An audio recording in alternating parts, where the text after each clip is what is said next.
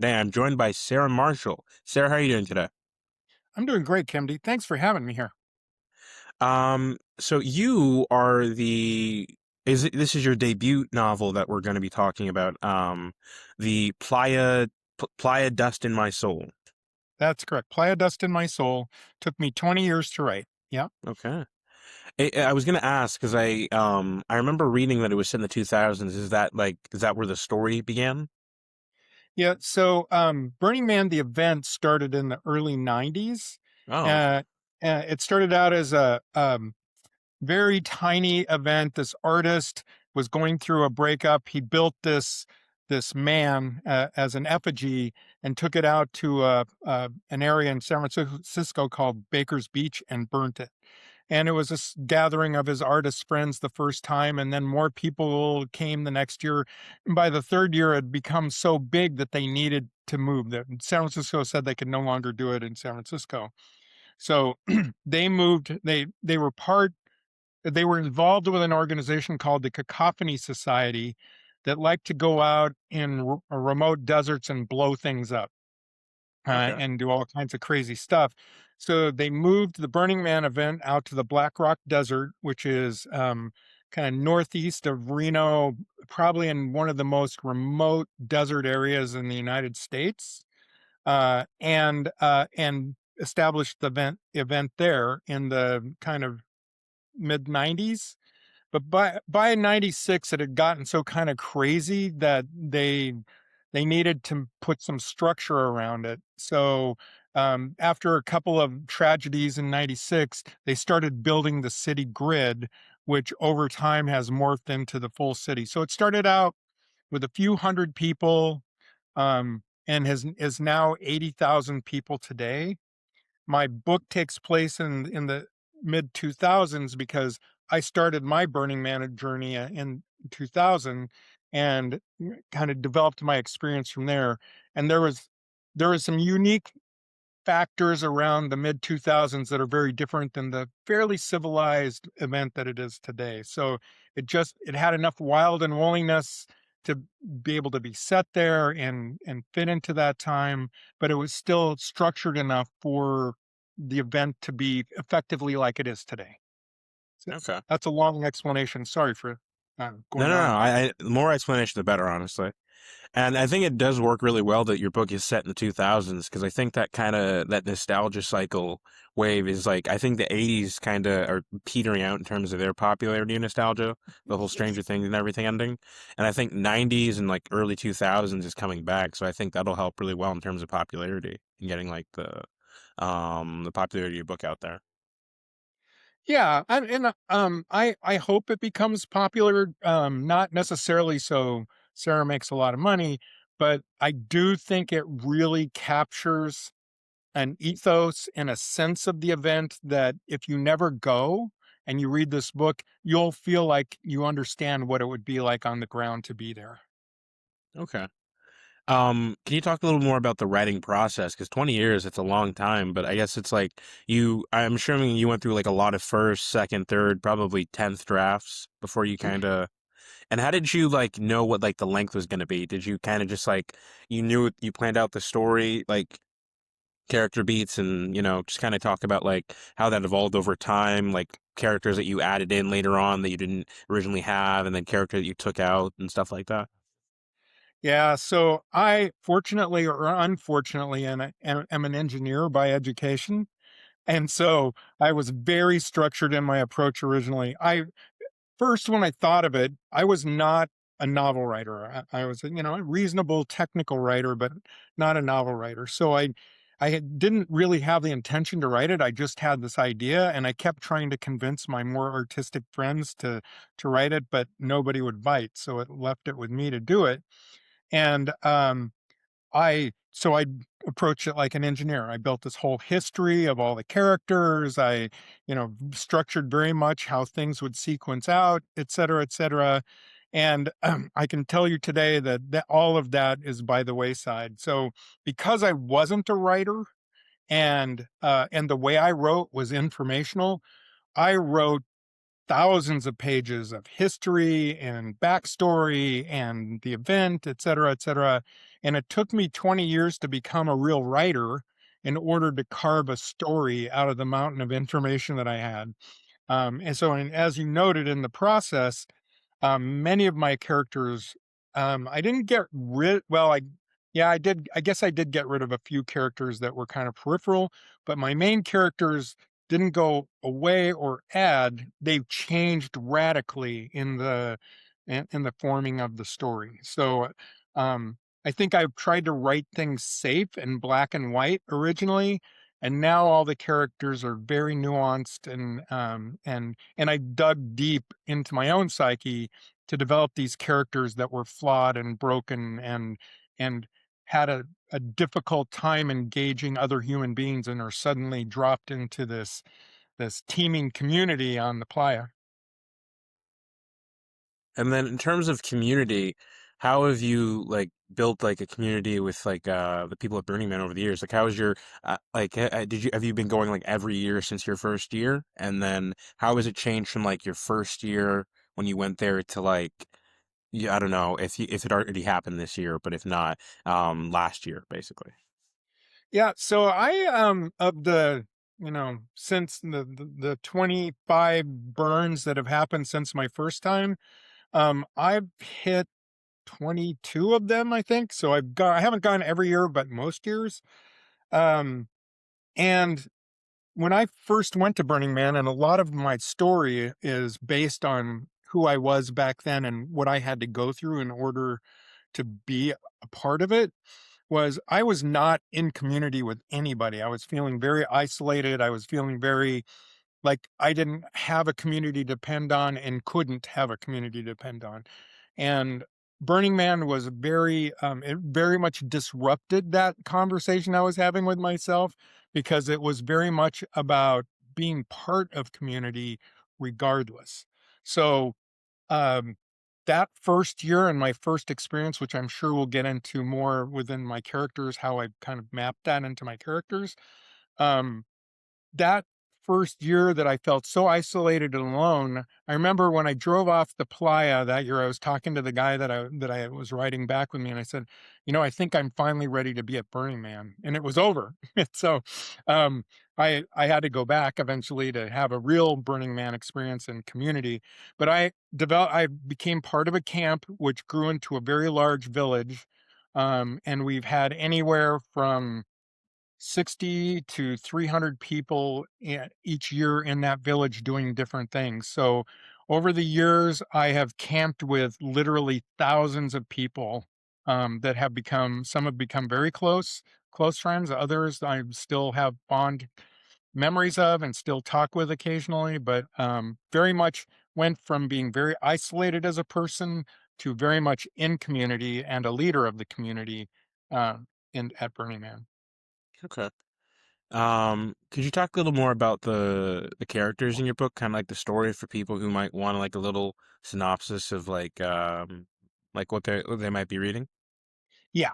So my characters all represent a different perspective of being at Burning Man. So one is an artist building a big installation. Another one is running a theme camp that has an offering to the general masses. Another one is has a big art car that he's driving around the playa. Others have never had any experience with Burning Man, and so each one of them comes into this event with a very different perspective, whether a veteran or a newbie. And I wanted people to be able to see Burning Man from all sides. What it would be like to come in as whatever. The first character that you get introduced to is a character that is working for what's called the Department of Public Works, the DPW out there, and they build the roads and some of the primitive structures that people use out there for center camp and some of the general common use areas. And then they're kind of left to their own devices till the end, and then they clean up afterwards. And then each character that's introduced after that comes in with a completely different worldview, different perspective. And the idea is that Burning Man is this formulated community. It is the fourth largest city in Nevada for a week. and you get dropped into this community, and you get to choose how you're going to engage it. But it's open and welcome and an invite to all people. Kind of sounds the way you describe it like Dazed and Confused, how there's like multiple different perspectives on like the same night type of thing. Yes, that's a really good way to lay. If you Dazed and Confused is a really good one. There's another movie called Go where Go. you see things from everybody's perspective. This is probably, yeah, there you go. The best was a Dollar Tree buy I ever got. Yeah, Yeah. it's a great movie. Yeah. Um, Very different kinds of characters, very different things in it happen out there, but all of these people come into this event with a disconnect to community and a sense of not belonging, and then they confront themselves mostly as they are going through the event and how they approach life. Burning Man has 10 principles that it lives by, but two really stood out my first year and have continued to resonate over the years that have made the event super special. And the first one is the gift economy, which means that you're not buying, selling, or bartering, you are giving things away, which assumes that you're coming out there completely prepared to take care of yourself. And then you bring something extra. And that something extra could be a trinket, it could be a service that you offer, it could be a camp that you build to support people. It could be whatever in your mind eye is your contribution out there. So the culture out there is contribution. It is, gifting people things. So if you were walking down the street, if I live in Oakland, if I'm walking down the street in Oakland and somebody offers me something free, I'm immediately suspicious. Yeah. But if you're at Burning Man and you're walking down the street and somebody offers you something for free, it's part of that culture. So it takes down the social walls, and you suddenly have these very intimate connections with people that could last for 5 seconds or they could last for a lifetime. So that's one of the key features of that makes Burning Man special. The other one is that you're not coming there as an audience. There are no observers. Everybody is a participant. So whatever happens there, and 95% of everything that happens out there is spontaneous. You are part of the action. You are a participant in whatever's going on. So between those two things, I was incredibly confronted because, as I said, I came into Burning Man isolated, and I had to deal with a week of feeling alone with back then what was 18,000 people, 20,000 people, but feeling very isolated and alone, and eventually coming to terms with that it was me that was holding it back. The invitation was there, but I hadn't accepted it, and I had to get past that to be able to be part. Okay. Um, so I know you mentioned like taking stuff with you, like in terms of like let's say like someone's interested in going to Burning Man, like what kind of things would they need to bring with them? Because I'm assuming you're just in the desert. I'm assuming a camper would probably be necessary or some kind of like way to use the bathroom, since I'm assuming it's not like Coachella where they have like stations out there for you to use, or at the most I'm assuming like probably outhouses. So, you've hit it. I mean, the short answer is you have to bring everything. Okay. So, Burning Man is on a flat playa bed that is, it's basically an dried up alkaline lake. Oh, So okay. there's not a weed out there. There's no animals. All there is flat, unbroken playa, and literally the Black Rock Desert is 100 miles long of this playa. Of course, Burning Man takes a very small piece of that, but there is just nothing out there. So anything that is out there is because somebody brought it out there for the event. So for lots of people, they just bring out a tent and they stake it out and they have the tent. Over the last few years, I bought a camper van and I take that out because it is far more comfortable than a tent. And then comfort has gotten much more an important place in my life in the last few years than it did previously. But you bring something to live in, stay in, whether it's a tent or a camper or whatever you might bring. You have to have all your food. Water is critical. If you're going to have a shower, you're going to have to bring out the equipment to set up a shower, et cetera, et cetera. And there are porta potties out there. But in the middle of the night, when you wake up, you're probably not going to want to walk 2 blocks to the porta potty. You're probably going to have some kind of container wherever you are to relieve yourself. Um, and it's a it's a practice of logistics. So you have to figure out how long you're going to be out there, what equipment you need, what's going to fail on your equipment. Like if you have a stove, what if your regulator fails? You're going to have a spare regulator, and so you have to go through that whole. It's sort of like it's almost like a military campaign preparation. You have to have everything you need and bring it out there. So when I was saying that you bring something extra, imagine you are coming out there in what they call radical self-reliance. In other words, completely relying on yourself to take care of yourself, and then you're bringing something extra as a contribution to the city. Okay. And I know you mentioned before that like your first time there were about 18,000, you said? Yep. What would you say like the number's grown to at this point? Is it like radically larger in terms of people, and has it gotten like more coverage over the years with like maybe like influencers and people of that Yeah. sort kind of coming through?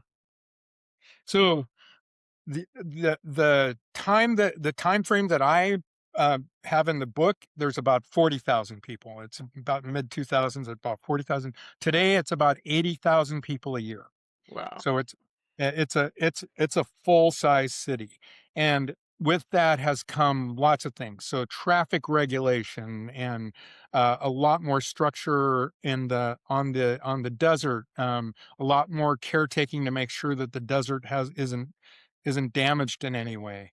There is a lot more police out there. There's all versions. There's county sheriff. There's BLM, Bureau of Land Management folks out there. There's even FBI are out there. So there's a lot of oversight. And there is kind of a détente between the burners and the law enforcement, where they just try to respect each other, so to speak. And I know in earlier years it was kind of a tough relationship, and then it's gotten better over time.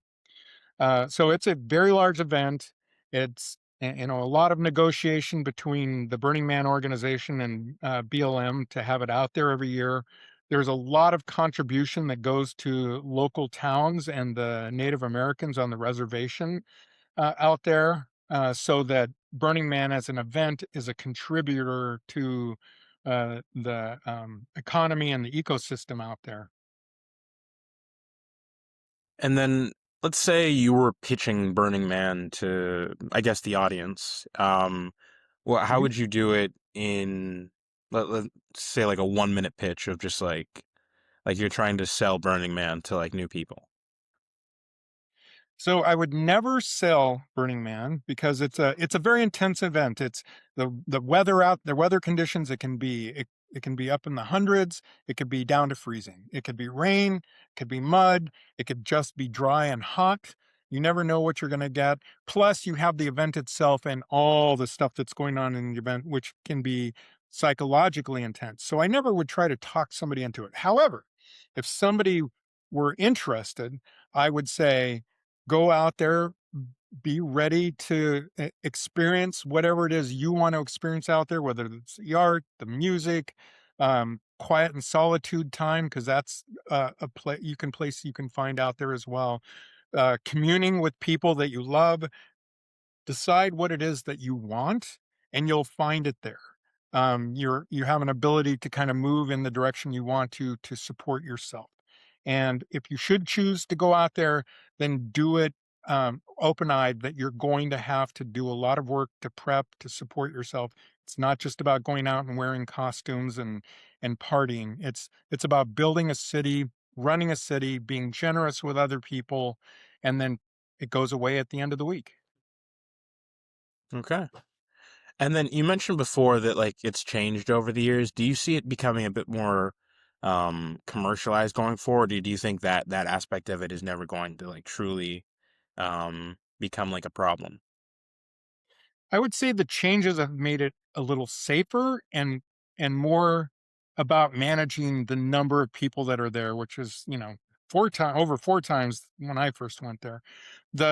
there is one of the principles of Burning Man is decommodification. There is no buying, selling, advertising. You could argue that my book is on the edge of that because I'm selling it. I'm selling a book about Burning Man, Yeah. but I'm not planning on making a living off of it. It is really a gift. It's a gift to the world that expresses my love for the event. Um, so so there's absolutely, you'll never see advertising out there. In fact, people that drive, say, U-Haul trucks or whatever out there have to tape over the U-Haul slogan so that they're not advertising anything. And that will always be a key feature of the event. You will never go out there and have to buy or sell anything other than ice. You know, you can buy ice.